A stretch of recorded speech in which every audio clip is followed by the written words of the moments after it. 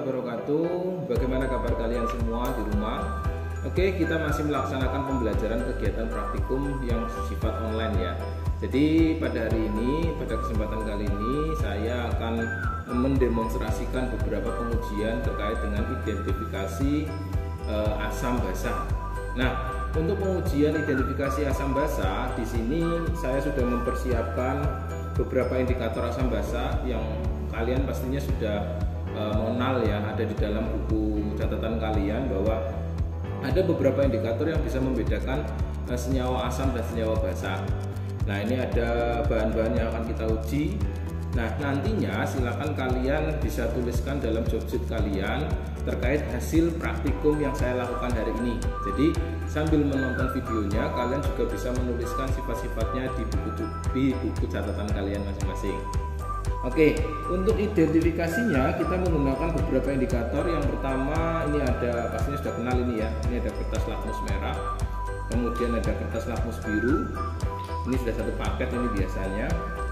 Kemudian di sini saya menambahkan ada indikator PP atau phenolphthalein ya. Sudah sering kalian pakai ini pada saat praktikum di teknik dasar pekerjaan lab. Kemudian ada indikator MO atau methyl orange. Nah, nanti kita akan amati kira-kira kalau asam itu bakal berubah jadi apa. Silakan nanti kalian sesuaikan dengan teori yang sudah kalian miliki ya. Nah, kemudian saya juga menambahkan satu lagi di sini. Kita menggunakan indikator alami yaitu kunyit ya. Ini kunyit warnanya kuning, orange. Tapi nanti kita cek kalau di asam warnanya apa dan kalau di basa nanti warnanya apa. Nah, yang terakhir kita juga harus bisa mengkalibrasinya dengan menggunakan alat yang lebih modern. Ini namanya adalah pH meter. Fungsinya adalah mengukur pH-nya. Jadi nanti tepat pH-nya berapa kita bisa tentukan menggunakan pH meter. Alatnya di sini kita menggunakan plat saja. Nanti akan zooming ke pengujiannya langsung ya. Untuk pengujiannya secara langsung sehingga lebih jelas. Untuk bahan-bahan yang kita uji, yang pertama adalah larutan NaOH, kemudian HCl. Ini dua sampel ini pastinya sudah tahu bahwa NaOH itu adalah basa, sedangkan HCl itu adalah asam. Ini nanti kita cobakan untuk semua indikator yang kita punya ya, kira-kira perubahan warnanya jadi apa. Nah, dari dua sampel ini asam sama basa, nanti kita cobakan ke beberapa sampel yang ada di sini. Di sini ada Cl3COH atau asam cuka, kemudian di sini ada NaCl, ini garam dapur ya. Kemudian ini ada air sabun, ini air sabun. Oh sorry, sebut merek. Ini ada air sabun. Kemudian di sini saya sediakan juga jeruk ya. Kan ada yang bilang katanya kalau asam itu yang rasanya asam, kalau basa itu yang rasanya pahit gitu ya. Ya, memang betul seperti itu, tapi tidak juga harus dicicipi karena memang nggak boleh bahan-bahan kimia. Mau nggak kalian mencicipi NaOH kan bahaya, malah jadi justru malah membahayakan. Sama yang terakhir ini sebagai kontrol kita gunakan Aquades ya. Ya, Aquades kita tahu Aquades harusnya pH-nya netral. Cuma nggak tahu, nanti coba kita lihat pH-nya menggunakan pH meter karena biasanya kalau Aquades banyak terkontaminasi sama udara sekitar, biasanya pH-nya agak sedikit asam. Oke, begitu, simak baik-baik video berikut ya, sambil kalian persiapkan dan kalian catat di dalam buku catatan kalian masing-masing.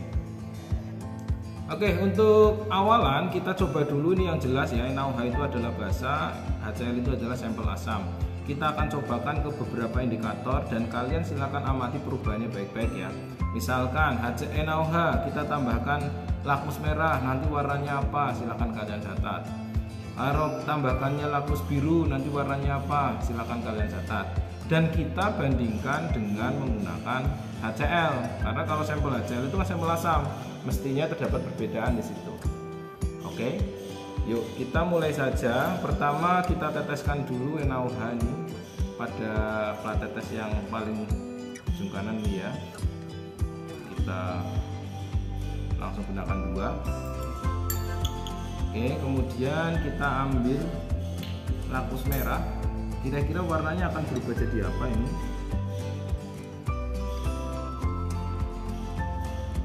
Nah, lihat dia mati. Awalnya warnanya merah berubah jadi warna biru. Ya, sekarang kita lihat bagaimana jika menggunakan lakmus biru. Harusnya warnanya bagaimana? Ya, tidak ada perubahan warna ya, karena kalau biru menandakan bahwa sifatnya adalah basa. Itu kalau menggunakan kertas lakmus. Sekarang bagaimana jika sifatnya asam? Oke, saya taruh asam di sebelah sini, HCl ini ya. Oke, kemudian kita tambahkan lakmus merah sama lakmus biru. Oke, tetap merah, asam. Sekarang lakmus biru. Nah, warnanya langsung berubah jadi merah. Jadi jelas kalau asam itu berwarna merah, kalau berubah jadi warna biru itu artinya dia basah. Itu kalau menggunakan kertas lakmus. Nah, sekarang saya juga mau menambahkan lagi nih. Kita akan tambahkan indikator PP ya, indikator PP. Indikator PP kalau kita tambahkan ke basah, ini sebelah kanan basah ya, kita lihat warnanya berubah jadi apa? Lihat warnanya berubah jadi pink. Oke. Sedangkan kalau asam kita tambahkan PP, apakah terjadi perubahan warna? Ini sudah, dan tidak terjadi perubahan warna sama sekali. Oke, jadi kalau menggunakan PP, kalau basah warnanya pink, sedangkan kalau asam warnanya tetap tidak berubah alias tidak berwarna. Bagaimana jika kita tambahkan indikator MO? Ya, bagaimana jika kita tambahkan indikator MO? Kita cek. Kalau basah ditambahkan indikator MO, warnanya akan berubah jadi apa kira-kira? Ini MO sendiri warnanya adalah orange ya. Ya, warnanya orange, ketemu basah juga oranye memudar nih, sedikit kuning. Kita coba bandingkan dengan asam di sini. Lihat perubahan warnanya sangat berbeda. Kalau basah menggunakan indikator MO, warnanya adalah orange tapi agak kuning ya. Tetapi kalau menggunakan asam ditetesi sama MO, warnanya jadi merah ini ya. Warnanya jadi merah, methyl orange. Oke, jadi ini beberapa indikator yang sering kita gunakan dalam kehidupan sehari-hari, dalam lab kita ya. Nah, sekarang saya juga mau menambahkan satu lagi, yaitu dengan indikator alami menggunakan ini kunyit ya. Kita coba pasangkan di tengah ya. Ini saya kasih di sini aja ganti. Oke. Ini untuk bahasa NaOH, bahasanya Tasarus ini. Kemudian saya kasih asam di sebelah kiri ini. Kemudian kita coba tambahkan indikator, ini kita kocok dulu ya karena mengendap ini. Nah, kita tambahkan kunyit. Kira-kira warnanya akan berubah apa jika kalau misalkan basah ditambah kunyit? Dilihat, kunyit yang semula warnanya adalah kuning bakal jadi warna orange. Sedangkan asam, kita lihat asam warnanya justru malah menjadi kuning terang. Bedakan ya, kalau basah warnanya jadi oranye, kalau asam warnanya jadi kuning terang. Oke, itu adalah beberapa indikator yang kita gunakan untuk menguji sampel asam dan sampel basah. Kalau netral bagaimana? Kalau netral berarti tidak ada perubahan yang berarti ya, seperti warna ini tadi. Oke.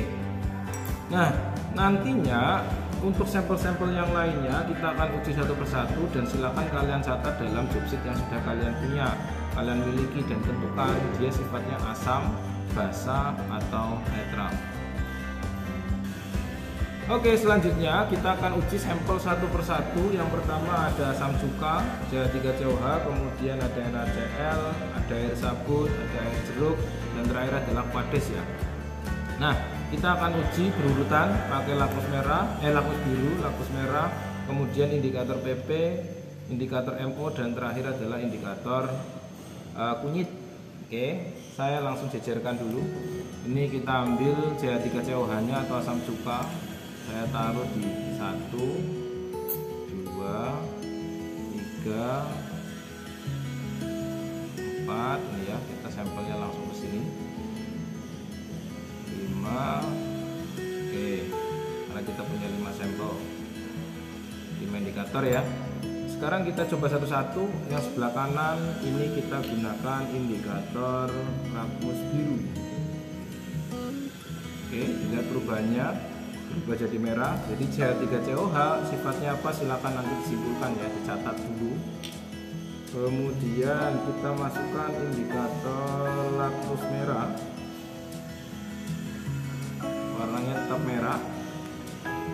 kemudian kita masukkan PP, tidak berwarna ya. Kemudian kita tambahkan indikator MO, warnanya seperti merah. Kemudian kita tambahkan indikator alami kuning,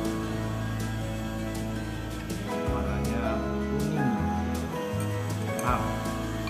Oke, itu untuk sampel yang pertama. Silakan kalian catat, masukkan di job sheet kalian ya, tentang CH3COOH. Oke, sekarang kita coba menggunakan NaCl ya. NaCl itu garam dapur. Silakan kalian catat dulu dalam job sheet kalian. Kita siapkan dulu nih, kita tetaskan dalam 5 lubang dulu buat mengujinya. Oke, kemudian kita uji seperti tadi. Kita tambahkan lakmus biru,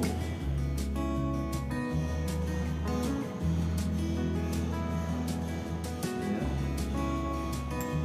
Oke, biru tetap berubah warna, tidak berubah warna ya, warnanya tetap biru.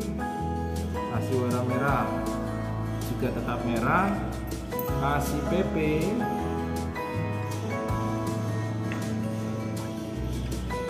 juga tetap warna nggak berubah, tidak berwarna. Kasih MO,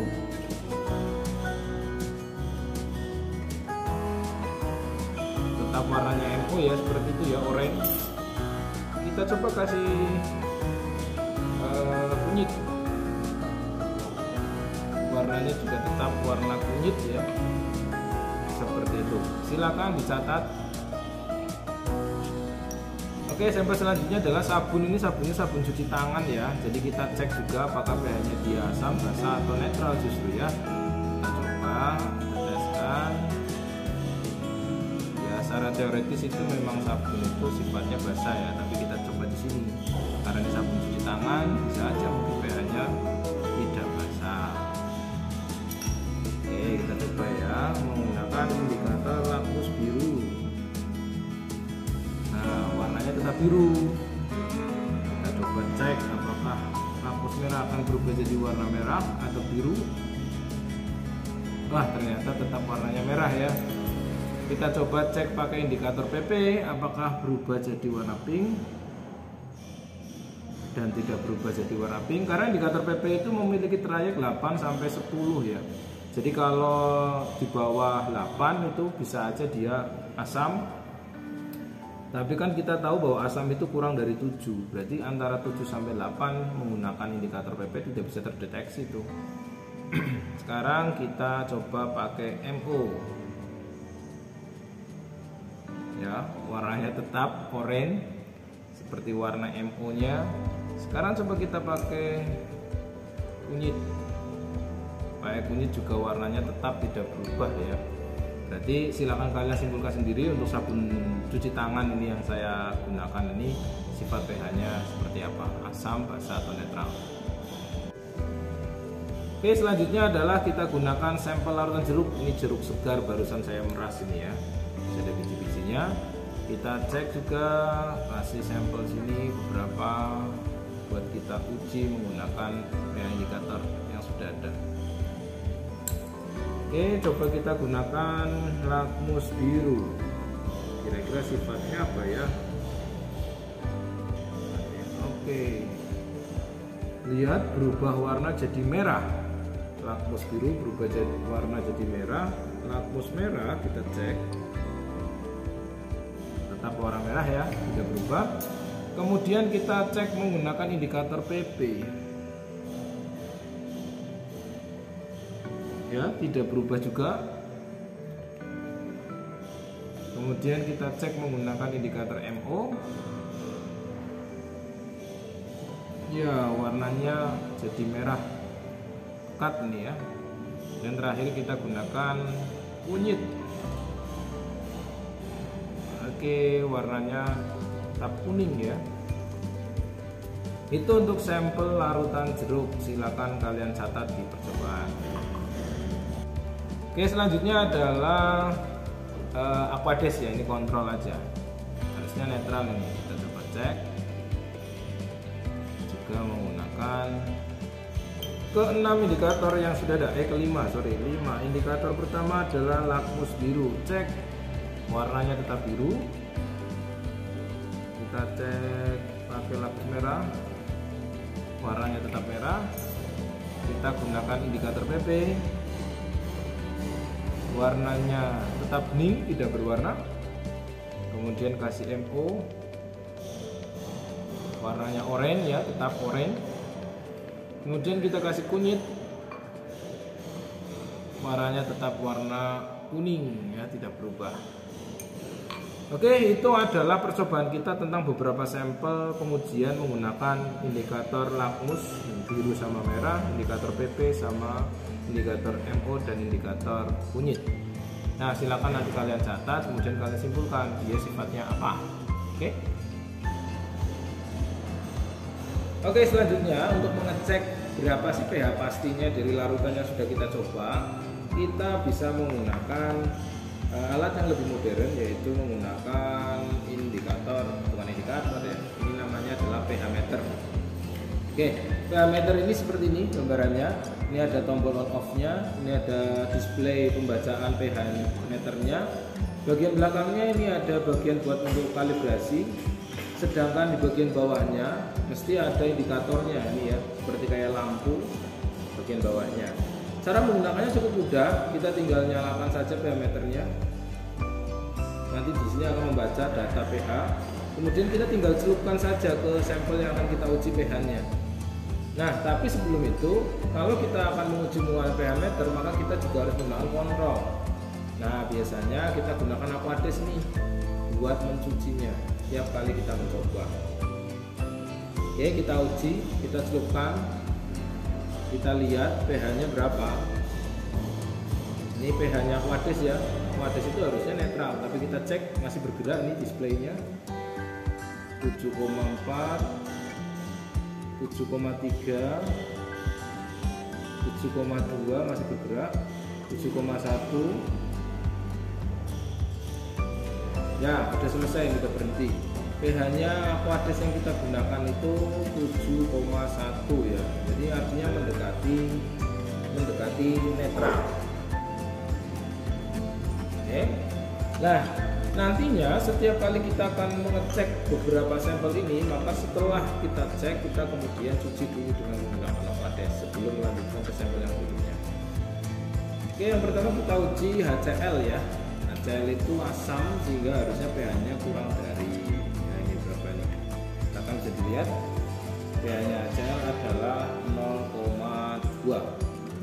Lihat ya. Oke, 0,1 ini ternyata. Jadi sangat pekat, ini cukup pekat juga, 0,1 pH-nya. Setelah sudah digunakan, kemudian kita cuci dulu dengan menggunakan Aquades. Ya, ini hanya untuk membilas. Kemudian kita juga perlu membilasnya dengan air mengalir atau dengan botol semprot Aquades. Oke, kita cek. Sudah. Kemudian kita tisu ya. Kita tisu terlebih dahulu yang sudah digunakan. Nah, kemudian baru kita lanjutkan ke pengujian selanjutnya. Di sini saya tidak akan menguji semuanya. Di sini kita akan menggunakan sampelnya aja ya. Ada HCl, ada NaOH, sama yang terakhir itu kita coba yang netral ya, si NaCl. Oke, jadi kita akan menguji 3 ini. Sekarang kita lanjutkan pada pengujian NaOH. Kita cek pH-nya NaOH. Dilihat pH-nya berapa nih. Nah, lihat kenaikannya sangat tinggi sekali. Lihat ya, pH-nya berapa ini? Kita lihat sampai 12,3 ya, betul ya. Jadi NaOH itu kan sifatnya basa, jadi mesti pH-nya itu di atas 7. Oke, kita bersihkan dulu, kita bilas dulu. Kemudian kita juga bilas dengan air mengalir. Kemudian kita tisu lagi. Setelah sudah dicuci, kita tisu bagian dalamnya jika tidak ada ya.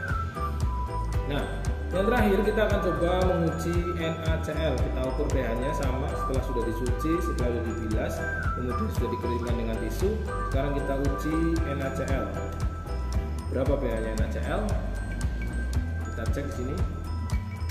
Ya, ini 7,2. Oke. Jadi tergolong netral ini ya, mendekati 7 ini ya. Oke, jadi seperti itulah cara pengujian menggunakan pH meter. Kita cuci, kemudian kita juga bilas kembali. Pastikan kita tisu, pastikan semuanya kering, bagian-bagiannya tidak terkena tadi ya, bekas dari sampel yang kita uji. Kalau sudah, kita tutup. Oke, jadi begitulah penjelasan cara menggunakan pH meter dengan menguji beberapa sampel yang sudah ada. Nah, oke, demikianlah pembahasan kita tentang identifikasi asam basa dengan menggunakan beberapa indikator asam basa. Dan kita juga tadi sudah sempat menggunakan indikator, bukan indikator, dengan menggunakan pH meter. Ada satu cara lagi yaitu menggunakan stick pH. Cuma pada kesempatan kali ini belum saya tunjukkan ya. Tapi nanti pada saatnya nanti kalian praktek mungkin kita bisa tunjukkan seperti apa sih pH indikator itu. Oke, sekian pembahasan kita. Terima kasih untuk hari ini. Semangat dan selalu jaga protokol